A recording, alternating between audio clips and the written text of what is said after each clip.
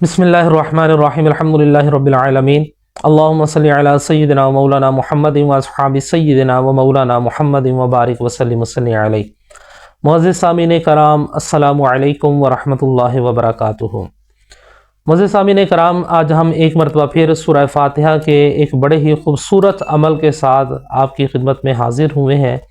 ये अमल जो है ये बड़ा ही ज़बरदस्त किस्म का ये अमल है, और ये वो अमल है कि अगर आपको किसी किस्म का कोई ख़तरा लाहक है कि कोई बंदा आपके ऊपर जादू करता है तो वो आपके ऊपर जादू ना कर सकेगा, और अगर आपको ये ख़तरा है कि कोई आपके ऊपर जादू कर रहा है तो आपके ऊपर जादू है तो वो जादू भी हमेशा के लिए आपके ऊपर से ख़त्म हो जाएगा। तो या फिर अगर आपको लगता है कि कोई बंदा आपके ऊपर जादू करवा देगा तो आप ये अमल करें, इंशाअल्लाह अज़ीज़ किसी की हिम्मत ही नहीं होगी कि वो आपके ऊपर जादू करवा सके।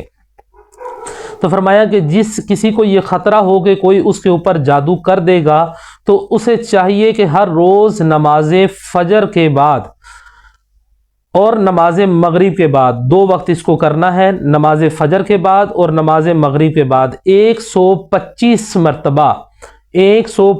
मरतबा सूरह फातिहा पढ़कर अपने ऊपर दम कर लिया करे।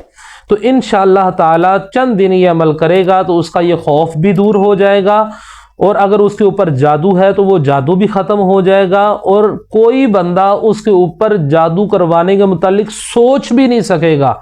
अल्लाह ताला उनकी सोचों के अंदर से इस चीज़ को ख़त्म कर देगा, और कोई उसके ऊपर जादू करने की या करवाने की हिम्मत भी नहीं कर सकेगा। और अगर कोई जादू करवाने के मुतालिक सोचेगा तो वो खुद उसी मर्ज़ के अंदर मुब्तला हो जाएगा। अल्लाह रब्बुल इज़्ज़त की बारगाह में दुआ है कि अल्लाह रब्बुल इज़्ज़त हमें सही मानों में कुरान और सुन्नत पर अमल पैरा होकर दूसरों तक पहुँचाने की सआदत और तौफीक अता फरमाए। आमीन।